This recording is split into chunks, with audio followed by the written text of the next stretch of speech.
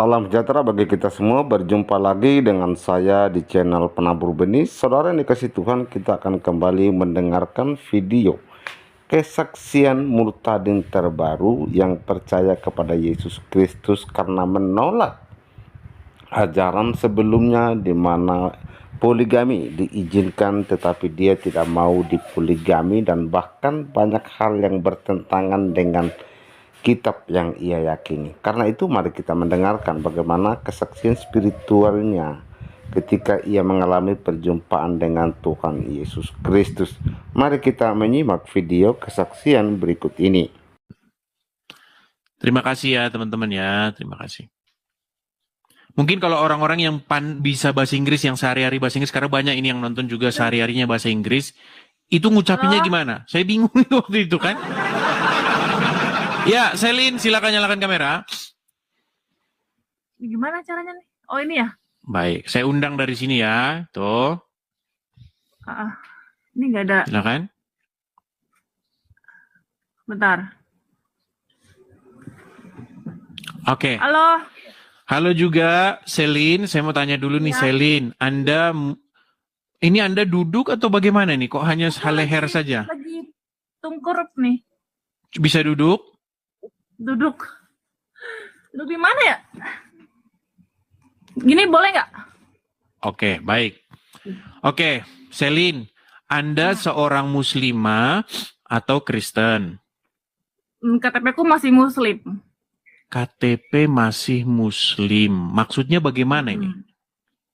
Iya, dulu waktu aku kecil aku muslim. Terus mulai tahun 2017 tuh aku udah nyari-nyari perbedaan itu. Terus aku jadi sekarang lebih percaya ke Kristen ya.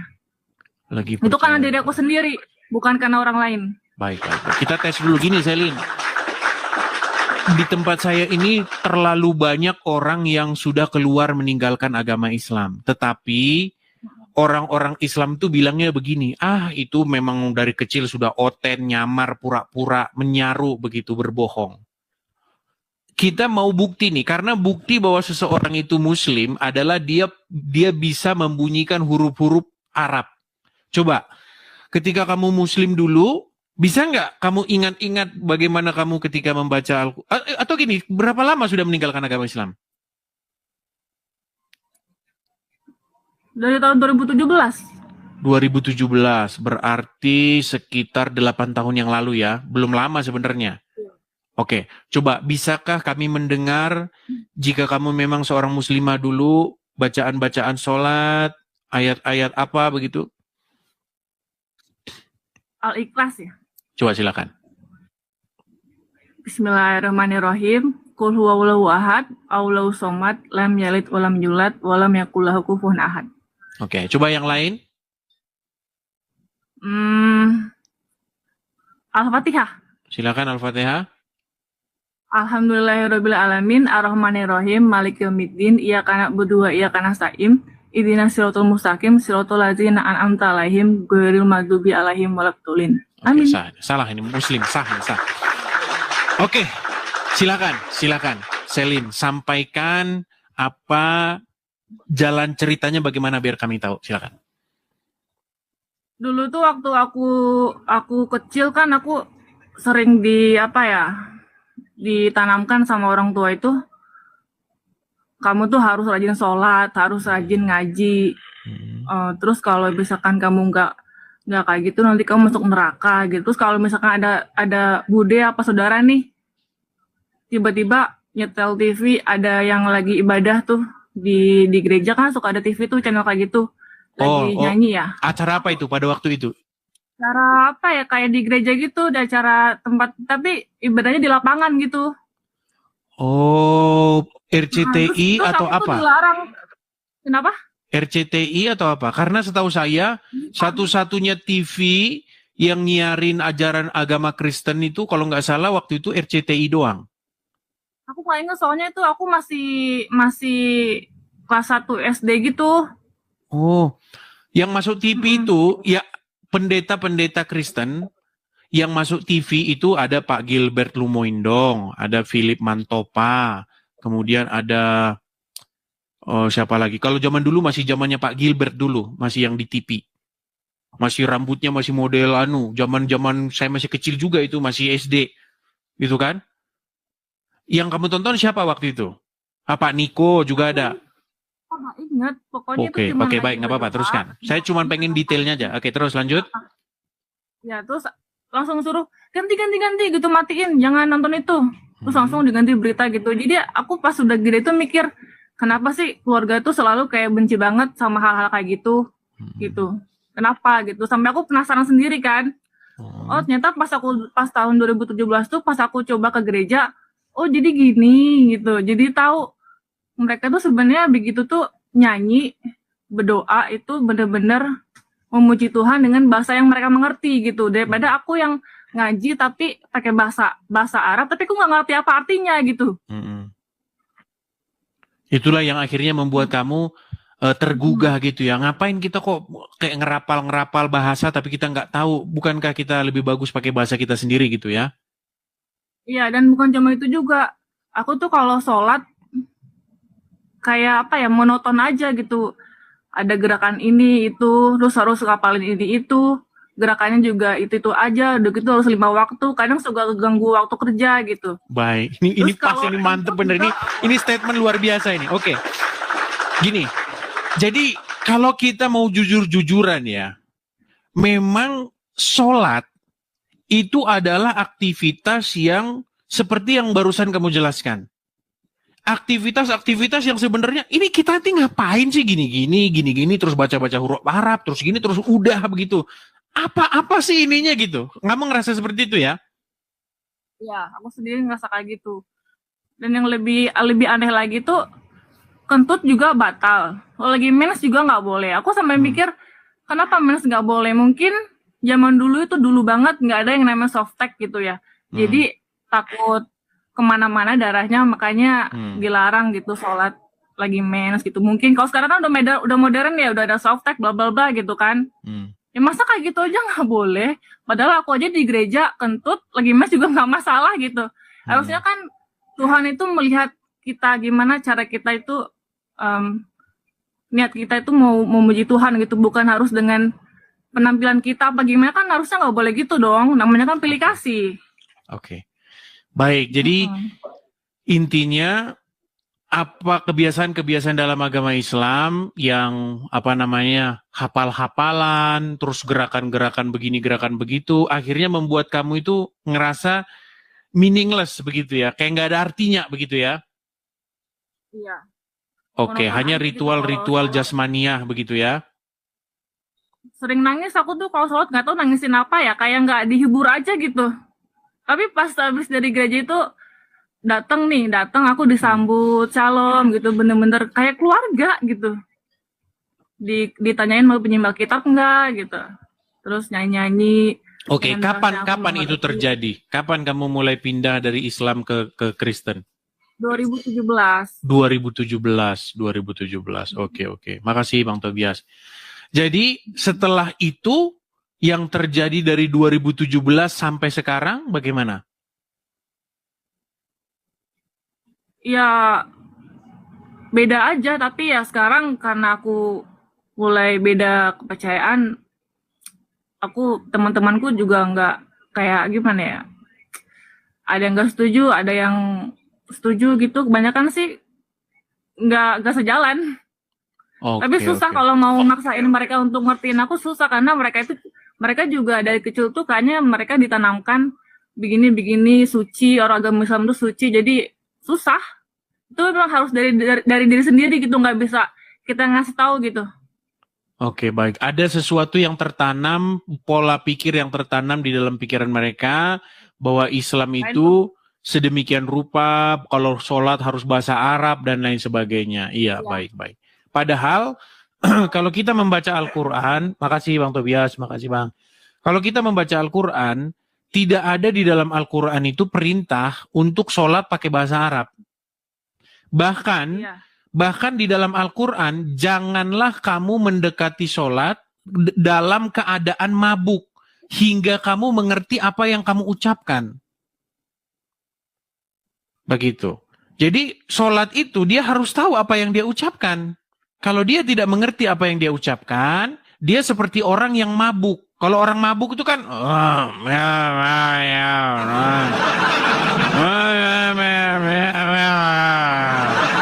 mabuk kan seperti itu. Nah, Al-Quran melarang orang sholat dalam keadaan seperti itu.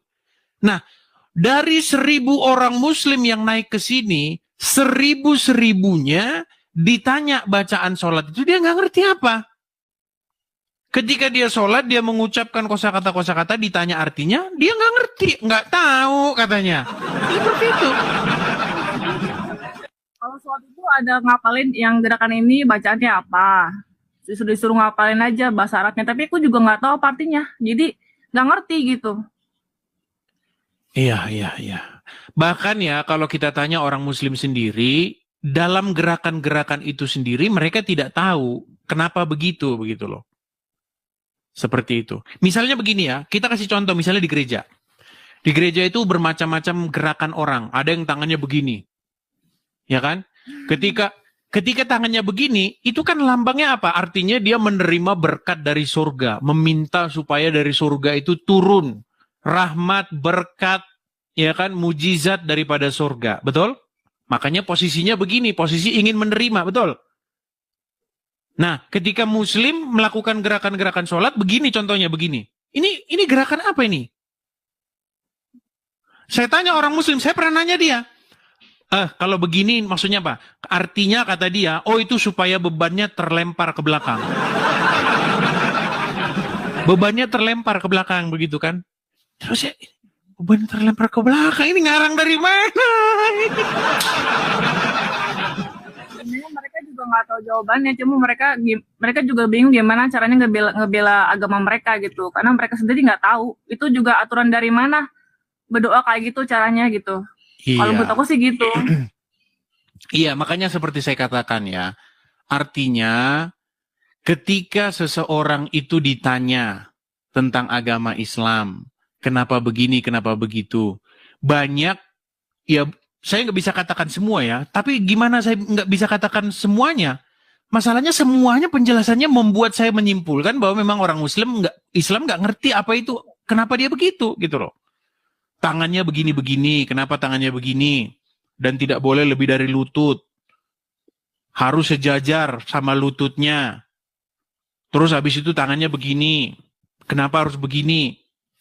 Seperti itu. Dan banyak hal lah sebenarnya. Gerakan-gerakan seperti itu yang ya orang Islam sendiri kalau ditanya ya memang udah begitu. Dari mau gimana? Seperti itu. Mereka udah diajarin suruh sholat, tapi mereka nggak tahu, yang mereka pikir yaitu udah kewajiban mereka gitu. Tapi asal usulnya mereka juga nggak tahu kenapa harus begitu cara berdoanya. Oke, hanya itu. Selin, ada lagi yang mau disampaikan? Nanya nih, Mas Edi. Apa itu? Nanya. Ya. Katanya kan aku belum nikah ya. Aku bingung nih kenapa sih kalau suami istri entah itu agama Islam dong apa gimana, nggak ngerti. Kalau misalnya suaminya itu selingkuh, terus kita tahu nih, kita punya bukti, kita nggak bisa ceraiin suami gitu, harus ke pengadilan. Tapi kalau laki-laki cuma ngomong talak doang langsung cerai, emang gitu? Kenapa sih? Iya, karena di dalam agama Islam banget, nggak dihargai banget perempuan tuh. Makanya aku takut. Sampai sekarang aku belum nikah takut. Baik, begini. Ya, di dalam agama Islam, memang laki-laki itu di ibaratnya perempuan itu seperti ladang di dalam agama Islam. Jadi yang bebas kamu datangi kapanpun, sesuka hati kamu. Nah, sementara ya intinya begini, Islam itu mengajarkan kedudukan seorang wanita di dalam agama Islam itu memang dia itu diperlakukan semena-mena oleh laki-laki. Contoh seperti yang kamu katakan tadi, kita kalau mau menceraikan perempuan tinggal talak saja. Talak 1, talak 2, talak 3 biasanya seperti itu. Talak doang bisa cerai. Iya, kamu saya ceraikan. Ya udah, selesai. Bahkan di dalam agama Islam, itu dibolehkan untuk memukul seorang perempuan, memukul istri. Tuh dengerin. Iya, memang ada itu ayatnya dalam Al-Quran. Boleh perempuan-perempuan yang kamu khawatirkan nusyusnya, maka pisahkan ranjang. Jadi pisah ranjang, kurunglah mereka dalam kamar dan pukullah mereka. Seperti itu. Nah, kalau di dalam agama Kristen, wanita itu adalah seorang penolong yang sepadan dengan laki-laki. Seperti itu. Jadi, perempuan itu penolong laki-laki dan sepadan dengan laki-laki. Dan di dalam sebuah rumah tangga, kalau di dalam ajaran agama Kristen, laki-laki itu diwajibkan untuk mengasihi istrinya. Sebagaimana Kristus juga telah mengasihi jemaat dan telah memberikan nyawanya. Seperti itu. Nah, tidak diperkenankan laki-laki itu untuk berbuat kasar kepada istrinya. Beda dengan ajaran agama Islam. Kalau dalam agama Islam, mukul, boleh mukul. Emang boleh. Ajaran Islam itu. Bahkan Muhammad sendiri itu tercatat pernah mukul istrinya. Nah, banyak orang-orang Islam awam itu nggak ngerti ini. Begitu. Nah, makanya di dalam ajaran agama Kristen, pernikahan itu adalah sesuatu yang sakral. Pernikahan itu adalah sesuatu yang memang dilakukan untuk sekali seumur hidup sampai maut memisahkan. Itu yang diajarkan dalam ajaran agama Kristen. Makanya gitu, Mas Robi. ya, makanya dalam agama Kristen ada yang namanya pranikah. Biasanya sebelum orang menikah itu ada yang namanya pengertian sekolah pranikah dulu. Walaupun bukan sekolah sih namanya, tapi artinya satu pemahaman sebelum seseorang itu masuk ke dalam pernikahan. Seperti itu. Jadi diajarkan begini, konsekuensinya begini. Jadi nggak sembarangan. Begitu. Itu dalam ajaran agama Kristen. Nah, kalau dalam agama Islam, ya sah. Cerai. Ya beda, memang beda seperti itu. Jadi kalau saya sarankan kepada Selin, kalau memang benar-benar mau menikah, itu betul-betul harus mengerti lawan ini kita calon kita itu seperti apa, supaya nanti tidak menyesal seperti itu. Karena kita udah hati-hati memilih saja, ternyata setelah nikah orangnya lain, gitu. Iya. Seperti itu. Mungkin ada yang mau disampaikan lagi, Selin? Tapi ngomong-ngomong ini pasti kamu sudah banyak sekali nih pasti yang mau melamar kamu nih ya. Kamu pasti dari... Tapi kan nggak gampang, Mas Edis. Iya, betul. Ya artinya kamu harus bisa menerawang begitu seseorang gitu, seorang pria, ya kan? Ini orang ini beres atau enggak begitu, dan itu makanya perlu yang namanya pengenalan satu sama lain sebelum nikah begitu. Nah, di dalam ajaran agama Islam, Pak Ustadz sering ngomong, di dalam agama Islam tidak boleh pacaran katanya. Gini, di dalam ajaran Kristen, apakah orang Kristen boleh pacaran? Pacaran boleh-boleh saja, yang penting pacaran yang sehat begitu. Nah, kalau dalam agama Islam katanya tidak boleh pacaran, tetapi yang menjadi keheranan, saya pernah berdebat dengan seorang, makasih Kak Ceki, terima kasih makasih Kak Ceki. Thank you Kak Ceki. Di dalam ajaran agama Islam, pada waktu itu lawan debat saya di Facebook, waktu itu zaman-zaman masih belum ada TikTok, dia bilang begini, lihat tuh orang Kristen pacaran. Pacaran kalau sehat nggak masalah. Pacaran yang sehat, ada batas-batasnya, mengenal satu sama lain, mengenal karakter satu sama lain. Nah, kalau dalam agama Islam nggak boleh pacaran, kata dia. Saya bilang, kalau tidak boleh pacaran, kenapa Allah menempatkan Adam bersama dengan wanita, padahal belum nikah? Berarti justru inisiasi pacaran itu dari Allah. Nah, itu panjang lebar debat kami pada waktu itu. Nah, karena orang Islam sendiri bingung dia. Apakah Adam dan Hawa itu ketika ditempatkan di Taman Eden itu, mereka menikah atau tidak? Sampai sekarang orang Islam nggak ketemu jawabannya. Apakah Adam dan Hawa di dalam Al-Quran itu berzina? Apakah dia memang menikah? Karena tidak ada dalam Al-Quran Allah itu menikahkan Adam dan Hawa. Tapi dalam Bible, ketika Tuhan menciptakan perempuan, ya kan, apa firman Tuhan? Beranak cuculah dan berkembang biaklah dan penuhilah bumi. Jadi beranak cuculah, berkembang biaklah, itu perintah Tuhan. Nah di dalam Al-Quran, nampak-nampaknya, karena orang Muslim juga kebingungan, Adam dan Hawa itu berzina di dalam Al-Quran itu. Makanya kesimpulannya memang, ya nanti kalau saya ngomong penistaan agama itu, ya intinya ya si Juma itu ya anak zina. Gitu. Seperti itu. Juma, Nandar, dan kawan-kawan, menurut Al-Quran mereka itu adalah anak-anak zina. Karena Adam dan Hawa dalam Al-Quran tidak pernah nikah alias berzina. Begitu. Ya, aku juga takut di poligami, Mas Edis, kalau nikah Muslim itu. Kalau dalam Muslim wajib. Nanti kamu tidak, kalau tidak dipoligami, nanti kamu susah masuk surga. Kalau dalam agama Islam, istri yang mengizinkan suaminya kawin lagi, maka pintu surga akan dibuka selebar-lebarnya. Bagi muslim-muslim yang cerdas, itu akal-akalanmu aja itu. Itu bagi muslimah-muslimah yang sudah mulai berpikir seperti itu. Ya waktu itu juga aku mau cerita nih Mas Edis ya. Silakan. Kan aku punya kenalan tuh. Temen sih. Ya. Temen kok, tapi dia tuh udah punya istri. Terus beberapa kali ketemu sama teman-teman, terus tiba-tiba dia nawarin gini, kamu mau nggak nikah sama aku, tapi jadi yang kedua. Hah? Kamu kan udah punya istri, aku bilang gitu. Ya emang kenapa gini. Ya pokoknya singkat cerita, dia bilang gini, di dunia ini itu yang paling banyak itu perempuan, bukan laki-laki. Survei dari mana? Makanya kenapa? Survei dari mana?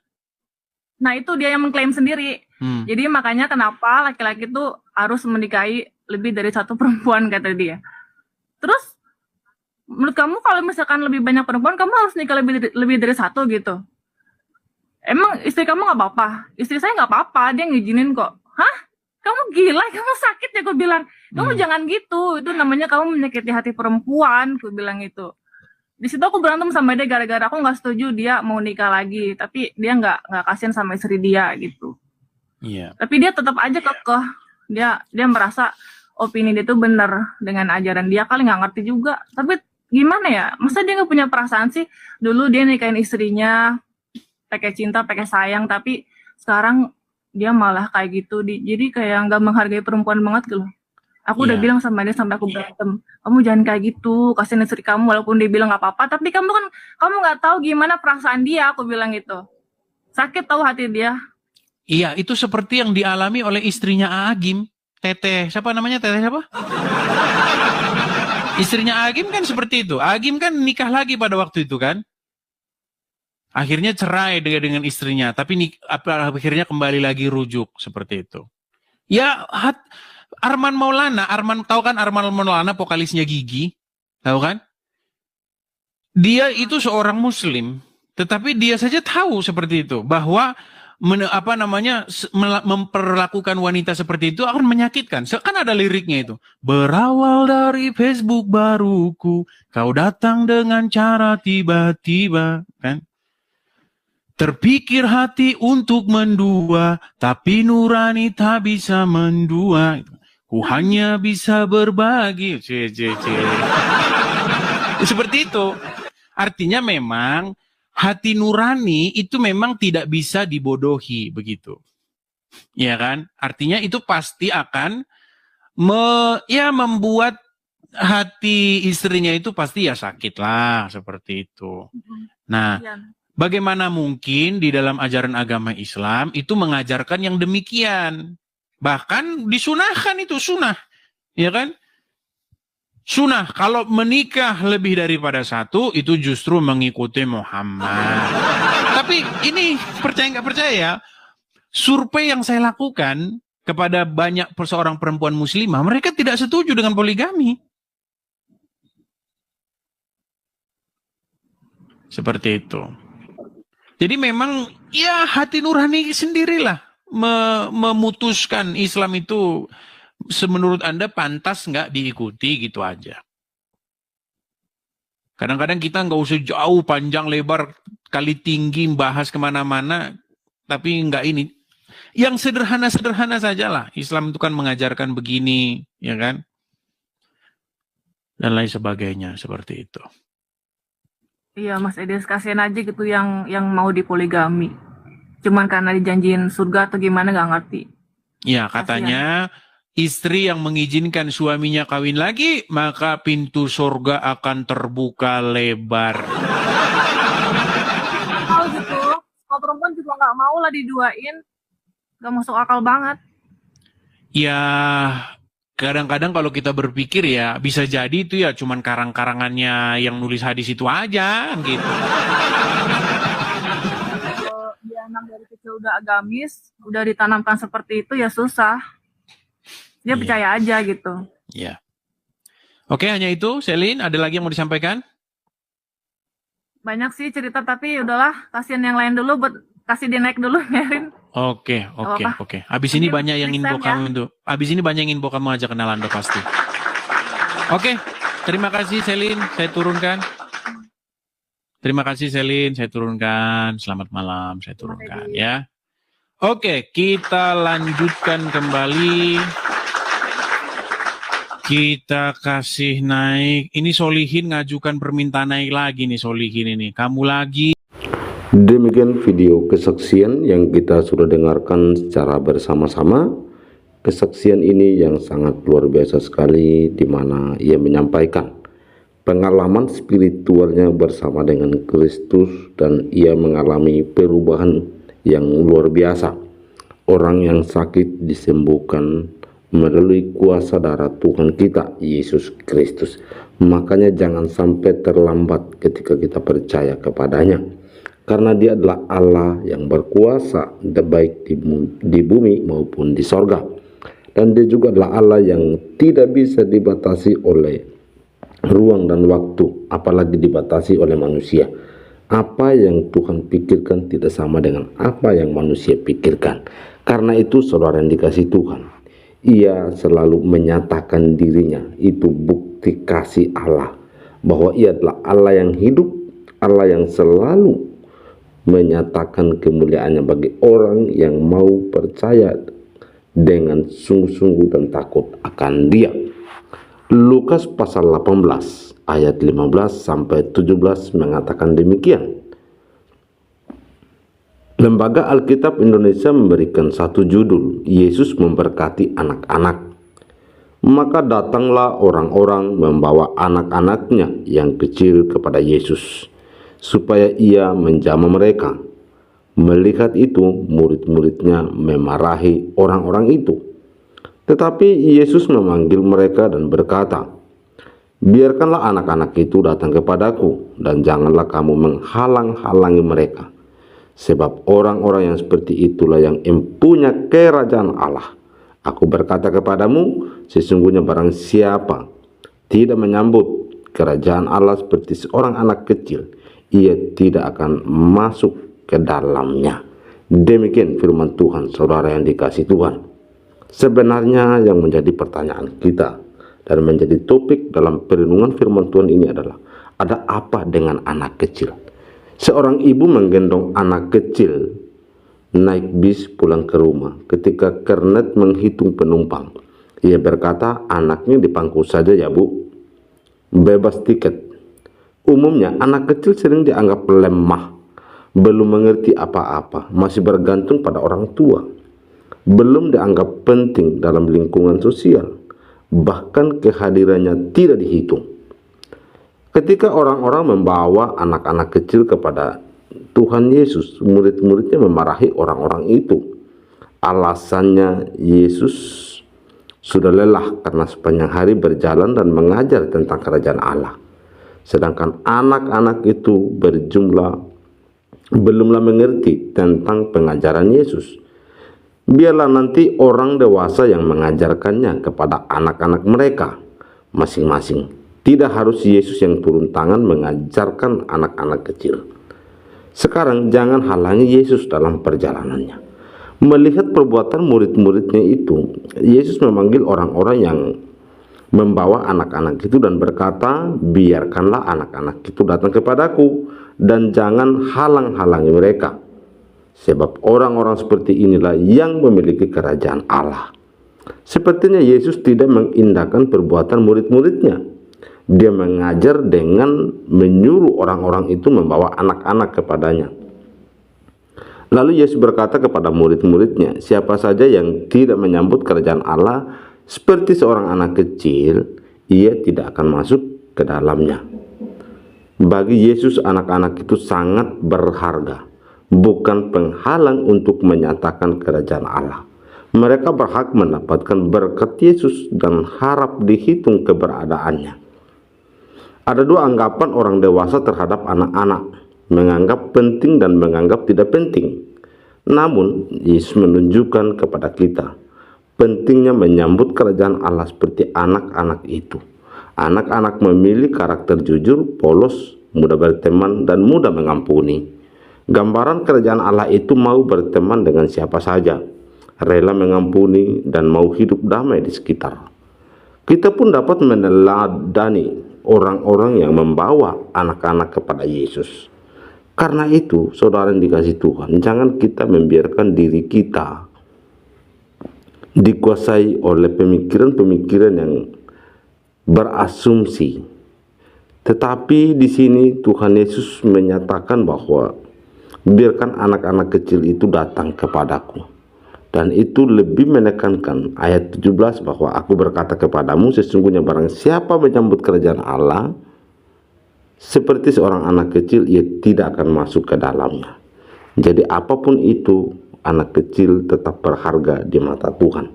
Demikian dengan orang yang baru percaya kepada Kristus Yesus. Mereka seperti bayi yang masih membutuhkan susu yang murni. Mereka masih membutuhkan makanan rohani yang memang benar-benar makanan rohani tersebut adalah firman Tuhan, di mana mereka makan seperti bubur yang masih belum keras.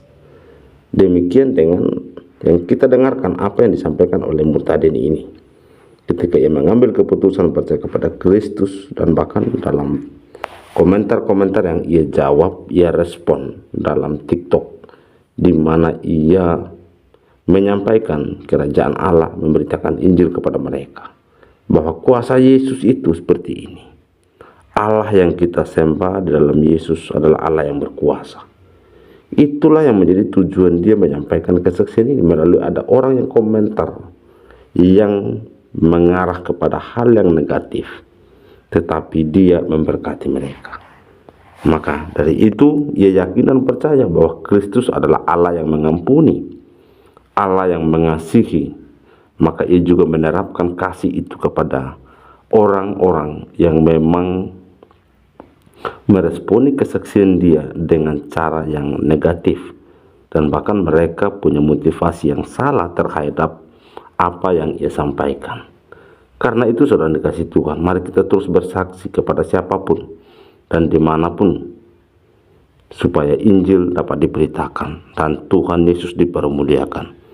Demikian firman Tuhan dan juga perenungan dan video kesaksian yang kita sudah dengarkan secara bersama-sama.